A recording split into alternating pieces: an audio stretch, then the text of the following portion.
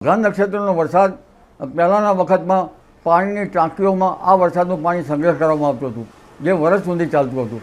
પણ આ વરસાદના પાણીથી પાકનો ઉગાવો સારો થાય, એટલે વરાપ નીકળે તો આ વરસાદના પાણીથી પાકનો ઉગાવો સારો થવાની શક્યતા છે. આ વરસાદ જો માફકસરનો પડે તો સોના જેવો વરસાદ ગણી શકાય, અને જો ભારે વરસાદ થાય તો કેર જેવો ગણાય. પરંતુ આ વરસાદનું પાણી તો પાણી જ છે. રોનકભાઈ, ખેડૂતો વરસાદની રાહ જોઈ રહ્યા હતા. ખેડૂતોના લગભગ જીવ પડીકે બંધાયો હતો, અને આપને અને મને અને સર્વ જગતને આનંદ થશે. કારણ કે ખેતી જે છે એ કરવી અઘરી છે, અને ખેતીમાં પશુપાલનનો પૂરક વ્યવસાય હોય તો ખેતી ચાલે. એકલી ખેતીમાં પરવડે તેમ નથી. એટલે ખેડૂત ભાઈઓ જેને જમીન સાચી હોય ને બાબત સારી છે, પણ ટૂંકી જમીનવાળાને કેવી રીતે પૂરું કરવું, એટલે ખેડૂત ભાઈઓ જે ખેતીની જે ચાતક નજરે રાહ જોઈ રહ્યા હતા તે મેઘ સવારી મઘા નક્ષત્રમાં આવેલ છે. એટલે જ રોનકભાઈ સારું છે. પાક જ્યાં મુરઝાતો હતો ત્યાં વચમાં ઝાપટા થોડા પડ્યા હતા, એટલે નવજીવન જેવું હતું. પણ જે સંપૂર્ણ પાક જે એકદમ મુરઝાઈ જતો હતો તેને ઘણું જીવનદાન મળ્યું, અને હવે એનો મઘા નક્ષત્રના પાણીથી એનો ગ્રોથ બરાબર થવાનો શક્યતા રહે છે.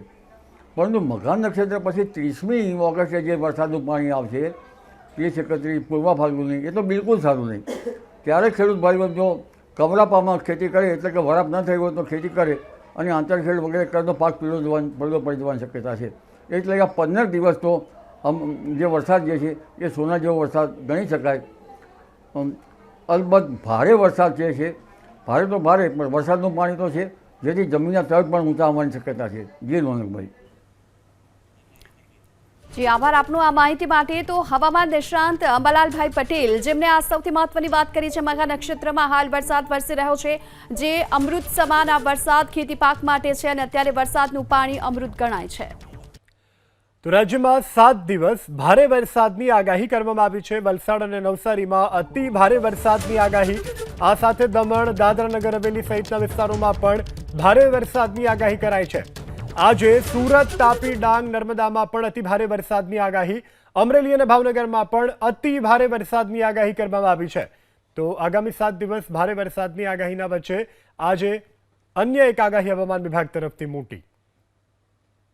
16 से लेकर 22 अगस्त तक हल्का से मध्यम बरसात राज्यों में सारे अनेक स्थानों में होने का पूर्वानुमान है. आज heavy to very heavy with extremely heavy rainfall का आइसोलेटेड प्लेसेस में वार्निंग है. इसमें जो डिस्ट्रिक्ट आ रहा है नवसारी, वलसाड, दमन, दादरा नगर हवेली के लिए, इसमें रेड वार्निंग दिया गया है. और जो ऑरेंज वार्निंग के साथ heavy to very heavy rainfall का वार्निंग दिया गया है नर्मदा, सूरत, तापी, डांग और remaining all district of south Gujarat की जो डिस्ट्रिक्ट्स है इसमें हेवी रेनफॉल का वार्निंग है आइसोलेटेड प्लेसेस में. और जो सौराष्ट्र कच्छ में जो डिस्ट्रिक्ट इसमें आ रहा है, इसमें अमरेली, भावनगर में हम वेरी हेवी रेनफॉल का वार्निंग दिया है. Heavy to very heavy rainfall warning isolated places में ऑरेंज वार्निंग के साथ. और हेवी रेनफॉल वार्निंग दिया गया है सुरेंद्रनगर, राजकोट, जूनागढ़, गिर सोमनाथ, बोटाड और दीव के लिए. फिशरमैन भाई के लिए अगले 5 दिन के लिए वार्निंग दिया गया है. Day 1 day 2 squally weather with wind speed 40-50 kilometre प्रति घंटा, गस्टिंग 60 किलोमीटर प्रति घंटा में दिया गया है. મહત્વના સમાચાર. લાંબા વિરામ બાદ કપડવંજમાં ધોધમાર વરસાદ પડ્યો છે. પટેલવાડા વિસ્તારમાં પાણી ભરાયા છે. પાણી ભરાતા વાહનો બંધ પડી ગયા છે. કપડવંજ તાલુકાના ગ્રામ્ય વિસ્તારમાં પણ અત્યારે વરસાદ. બાજરી, ડાંગર, મગફળી સહિતના પાકને આ વરસાદથી જીવનદાન મળશે. આ દ્રશ્યોમાં તમે જોઈ રહ્યા છો ખેડાના કપડવંજના દ્રશ્યો છે. પટેલવાડા વિસ્તાર છે આ, કે જ્યાં વરસાદી પાણી ભરાયા છે.